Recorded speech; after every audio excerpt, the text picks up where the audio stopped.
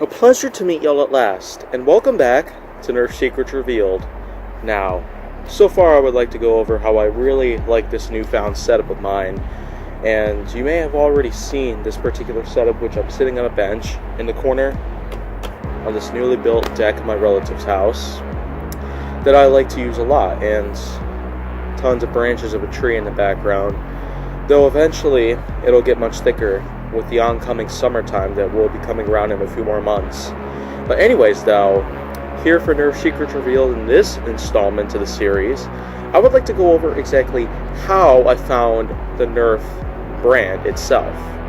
How I found the Nerf brand itself actually goes pretty far back into my past, and how I first found it for sure was when I visited my grandparents' house around the start of 2005. Around the same time that the Plain White T's released their album, All That We Needed. And how I was introduced to the brand for the first time at that time that I visited my grandparents' place was because of a dart tag set that consisted of 2 strike fire blasters, a few vests, a few targets, and some dart tag darts. You know, it's this type of darts that have the Velcro on them that can stick to vests and the like. You won't be able to find too many of that kind of dart anymore. You'll more likely find the Elite Suction Cup darts, which are similar to the original Suction Cup darts from the N-Strike original lineup, although they're elite, and so therefore they are made for elite blasters of all types, along with other darts of any type. Camouflage, glow-in-the-dark, Mega darts, AccuStrike darts, but the possibilities are not as endless as they used to be back then.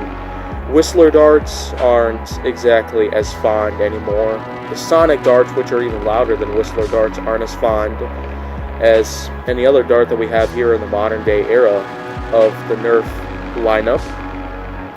But, of course, it was in 2005, early 2005, I had a visit at my grandparents' place, and that's when my parents introduced me to the Nerf lineup, with a strike fire set consisting of 2 blasters, 2 vets, and a couple targets. That was it. It wasn't until 2007, 2 years after, at least, that I managed to find out the brand for myself in stores. There were plenty of blasters out there that were very popular amongst enthusiasts of toy guns alike that I have found in stores during the year 2007. The 2007 model production lineup in that particular year was quite big, simply because the Nerf N-Strike original franchise was indeed growing by the second. And with new blasters coming every year onwards, including the Raider, Vulcan, Stampede, Recon, Nightfinder, Alpha Trooper, Barricade, Deploy, and others, I was bound to collect as many of them as possible. And so, in 2007 was when I had managed to buy myself my first ever Nerf blaster. Although it wasn't entirely my money that was being saved up towards those blasters that I had purchased from 2007. After all, the Recon, of course, out of all blasters that I've ever had, was the first blaster that I'd ever owned, and it stayed that way for at least a couple years, up until the start of the 2010s decade. Churchill! At that time, I managed to introduce myself to as many other N-Strike blasters. For Christmases and birthdays and other days in which that I would have money for myself, or I would at least beg my parents to give me a new blaster, such other N-Strike blasters started piling up to my very small collection at the time. But, of course, going back to where I had the Recon for a while, I managed to get myself 2 more blasters, which were the Maverick and the Nightfinder. My sibling Luke had purchased the Maverick, and I managed to find the Nightfinder over at a cousin's house in Iowa.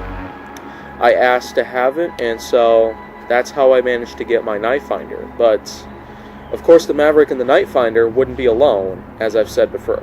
Starting around 2010, I was being introduced to new blasters left and right, and I would have them for Christmases, birthdays, any other kind of celebration that I had or at least on any other time in which that I would have money, or I would just start begging my parents to get new blasters for me. And it would continue to be that way for a while. In the rest of the 2010s decade, I practically had made myself a Nerf addict, collecting so many blasters that I almost felt like I was just going to become bankrupt if I kept doing this. So, after summer of 2017, when I had purchased the Nerf Elite XD blaster along with the Nerf Elite XD Glow Shot, I had purchased 2 more blasters around that time in summer of 2017. And in the rest of 2017 and onwards was when I practically just stopped collecting blasters altogether, simply because I was just too paranoid about bankruptcy, which could happen in my future, and I would practically have nothing left. And that's how, for about 2 years now, you have been seeing no more blasters being added to my collection. Though, of course, if you have not seen the Ultimate Nerf live-action shootout video, which I had spent a heck of a lot of time creating, and the quality of that video is still terrible on account of the fact that, well, I did actually create a vlog centering on how the quality of every other video of mine, besides many of the ones from the last month or so, were awful. The quality of many of these videos that I've had were awful. And even some of my best videos, they just don't have the good enough quality that I desired. But I guess for now I could probably just hold that off, because I still have yet to make a rational choice as to how I should get the quality of my videos changed properly. So I guess for right now, up until then, I probably would end up just sticking around to collecting the smallest amount of Nerf blasters, but ultimately how I found the Nerf brand, in fact, was from the time I had a visit to my grandparents' place in the start of 2005, when I was introduced to a Strikefire set consisting of 2 dart tag blasters, 2 vests, and a few targets. 2007 was the year in which I bought my first ever blaster, the Recon CS6, from the original N-Strike lineup, and starting in 2010 and onwards, those were the times in which that my blaster collection grew significantly. Other blasters from the N-Strike lineup were being added to my collection. Then eventually the N-Strike Elite lineup managed to follow.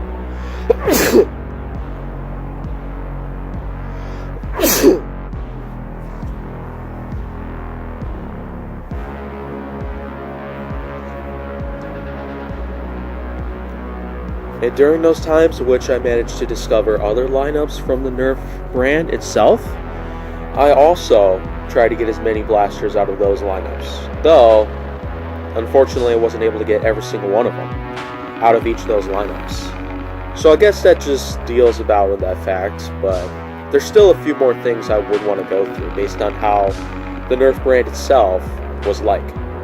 I first perceived the Nerf brand in the year 2007 as just some mediocre type toy gun brand, but eventually, within 10 years or so, I had found out that Nerf is the leading brand of toy guns in any kind. Airsoft, Nerf, Buzzbee, Zuru, many of these brands like those, they really serve their purposes to creating toy guns for many children of any age possible. Many people of my age group have also collected Nerf blasters, but simply put, my Nerf blaster collection isn't as big as it used to be, simply because I have been trying to sell as many of my older ones as I can, just to make room for new ones.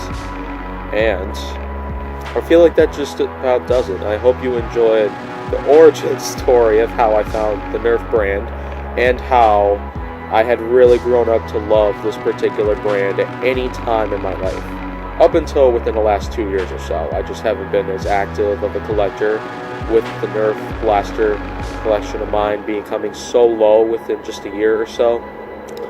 And, of course, if you want to see more, go down to my channel, make sure that you like, subscribe, comment, follow me on social media, and stay on the Hollywood side,